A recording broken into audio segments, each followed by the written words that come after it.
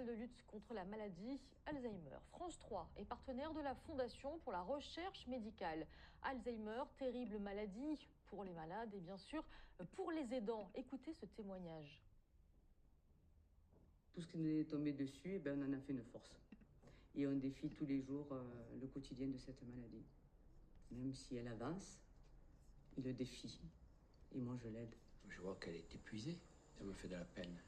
Pourquoi? Parce que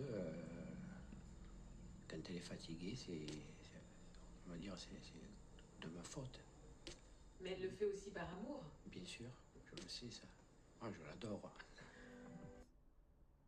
On a rejoint sur ce plateau le docteur Thierry Bautran. Bonjour, vous êtes psychiatre, médecin et vous êtes surtout le président de l'association A3. Je vais rebondir sur ce qu'on vient d'entendre.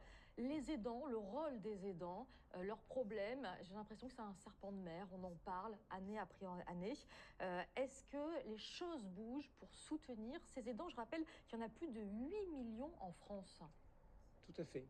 Et il y en a 3 millions à peu près et demi qui s'occupent de personnes atteintes de maladie d'Alzheimer ou de maladies neurocognitives apparentées. Et effectivement, ces aidants s'épuisent parce que cette maladie d'Alzheimer, elle est particulière. Non seulement elle donne un trouble de mémoire, mais elle donne aussi des troubles du comportement. C'est-à-dire que ce sont des personnes qui peuvent devenir agressifs, opposants, faire des fugues. Et ça, évidemment, ça épuise les dents familiales. Et effectivement, avec mon association d'aidants A3, qui est avec la grande aide de l'ARS, met en place des choses pour essayer d'éviter cet épuisement.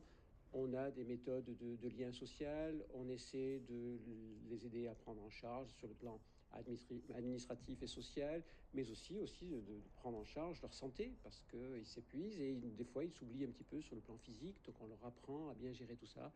Et penser à eux également. À penser à eux tout simplement parce qu'ils s'oublient. C'est pour ça d'ailleurs qu'il y a aussi une plateforme de répit auquel je tiens, c'est l'accueil de jour qui sont proposés de manière indépendante et très souvent aussi avec les EHPAD, qui sont des moyens pour eux de se reposer, d'aller chez le coiffeur, d'aller chez le médecin. Qui existe à Marseille par exemple? Qui existe à Marseille et dans les environs, très souvent adossés à certains EHPAD. Il faut que les personnes se renseignent. Très bien. Vous parliez justement du comportement.